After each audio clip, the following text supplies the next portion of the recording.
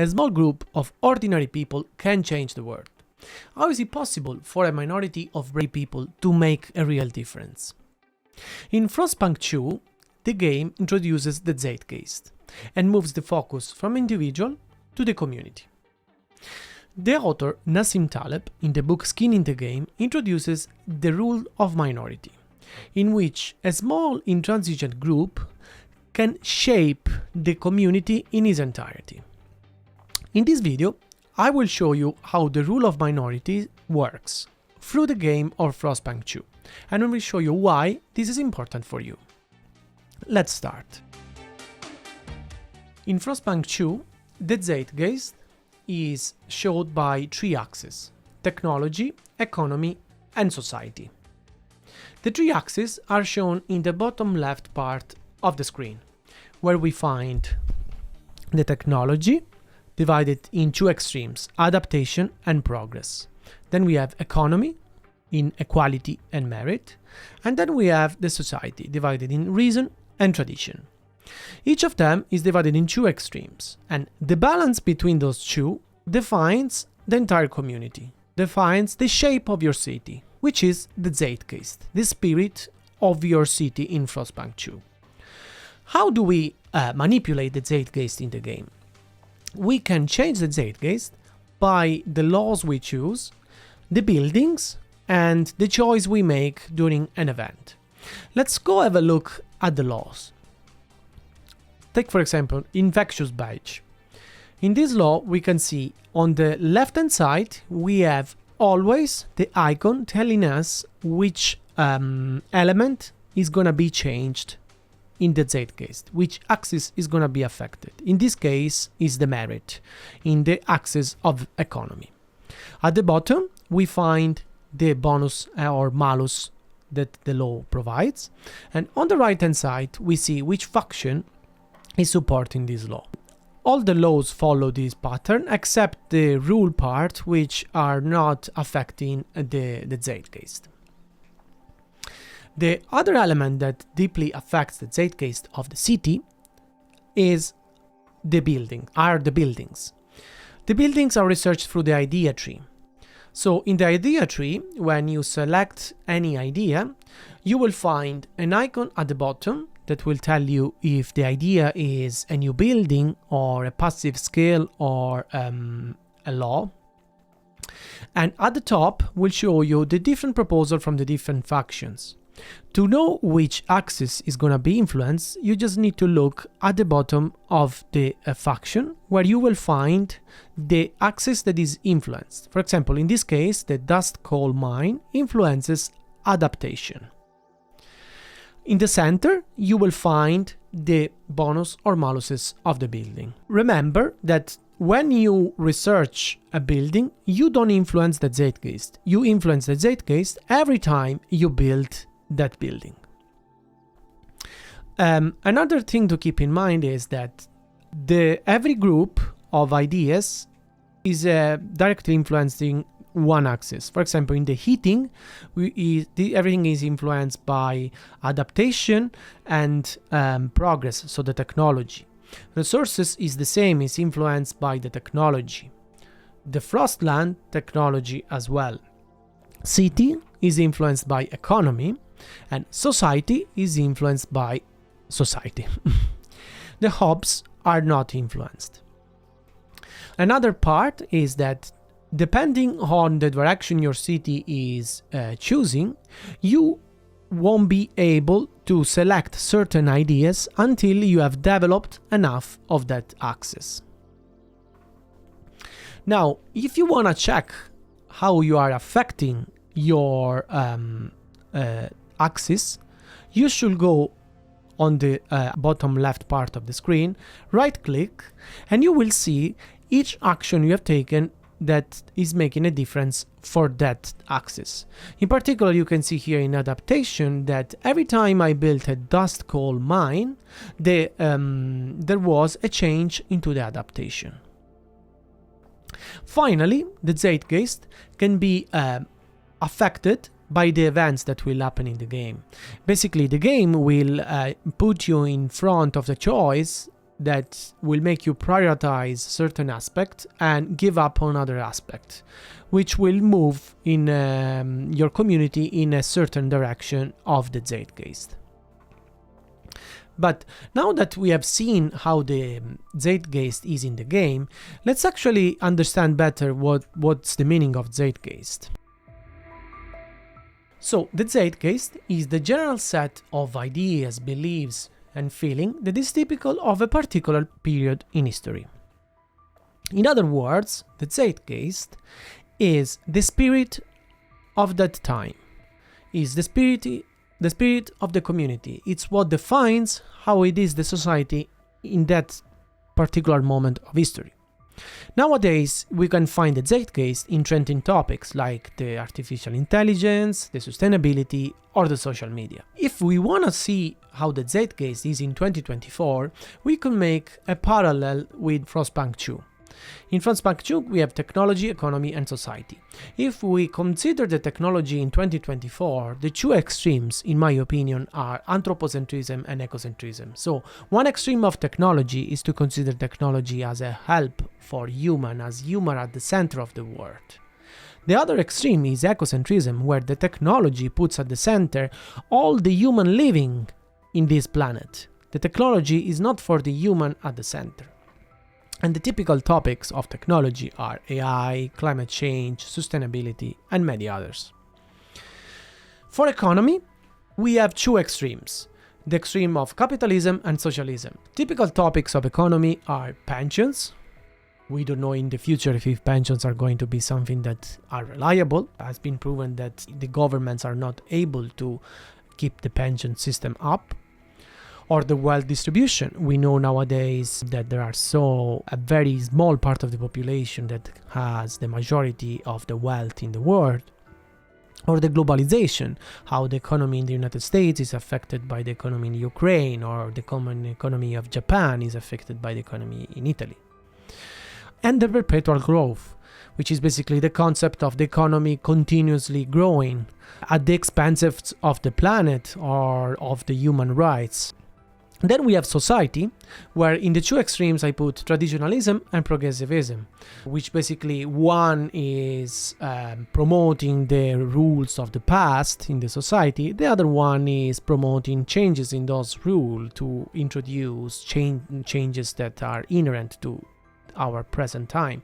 For example, we find topics like the gender and sexual identities, the racism, and the mass immigration. If nowadays we want to see the Zeitgeist, the spirit of this time, we could find it in the mass media, so television, newspapers, books, radio, which is basically what the Zeitgeist is provided to a certain type of population, mainly the older generation, but specific part of the population that privilege more the mass media. And the other part of the Zeitgeist is shown in the social media. It's showed through viral content on TikTok, or shorts on YouTube, or reels on Instagram, with hashtags like Black Lives Matter, or Me Too, or Delulu. These are all expression of the Zeitgeist. Now, is the Zeitgeist the representation of the values of the majority of the population? The answer is no. The Zeitgeist is the representation of the values of the minority. The minority rule says that if a small determined group makes up at least the 3% of the population, it can influence the whole society, without most people even noticing. In reality, a society doesn't reflect the views of a majority, but rather those of the intolerant minorities whose views are mistakenly seen as the majorities. So basically, the minorities, if they achieve a certain number of presence, which is only the 3%, and they are very intransigent in their rules, they will impose their rules to the entire community. And the community won't be aware of this, will think that the rules are actually the rules of the majorities, but actually come from the minority itself. But let's see some examples. The first example is the disability access. We have disability access for people that need it. And this group of people is a small minority, intransigent, because it doesn't have any other option. And the reason why this is spreading is because this part of the population is intransigent, and the majority is not affected by it, because actually the majority has the option to use the disability access if we want. A second example is the automatic transmission. The automatic transmission was probably not present long time ago. And how did it start to become popular? Because probably there was a minority of population that wasn't able to use the manual transmission, and so the only option for them was the automatic transmission. And then there was the majority that could use the manual transmission, but didn't have any problem to use the automatic transmission as well.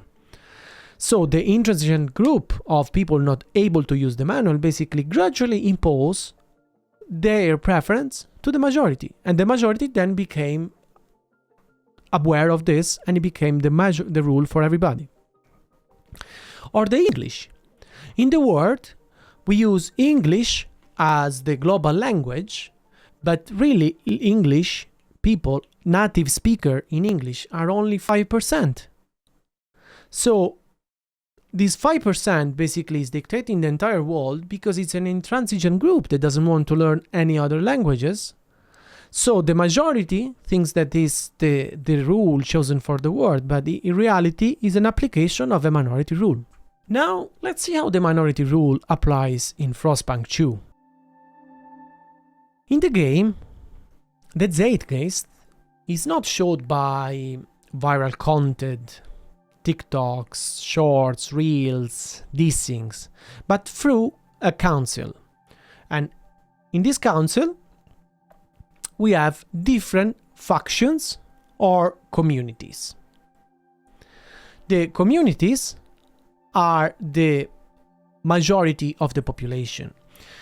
We have only 2 in every game, and they choose only one element of the axis, and they are divided on this axis. For example, in the main story of the game, we have the Frostlanders that are for adaptation in the axis of technology, and the New Londoners that are for progress. Then we have the minority groups that are called factions. The minority are aligned with one or the other. For example, the Pilgrim are for adaptation, but then they have an opinion on the other 2 axes. For example, Pilgrim are an opinion of equality and tradition. And then we have the Stalwarts, which are aligned with the New Londoners, with progress, but they also support merit and reason. So how is the minority rule applied in the game? It's simple. The 2 big communities that have 49% and 37% don't have an opinion on the other 2 axes. The only thing they care about is the axis of technology.